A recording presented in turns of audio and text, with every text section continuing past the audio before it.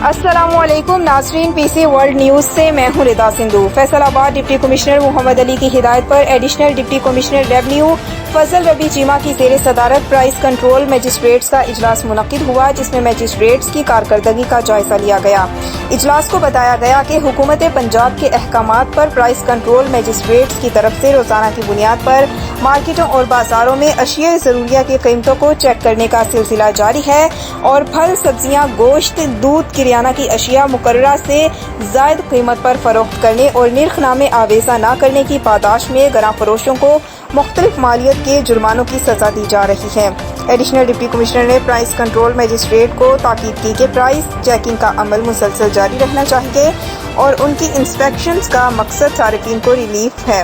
उन्होंने कहा कि ओवर चार्जिंग करने वालों से कोई रियायत ना बरती जाए और प्राइस कंट्रोल एक्ट की खिलाफ वर्जी करने वाले जेल में होने चाहिए।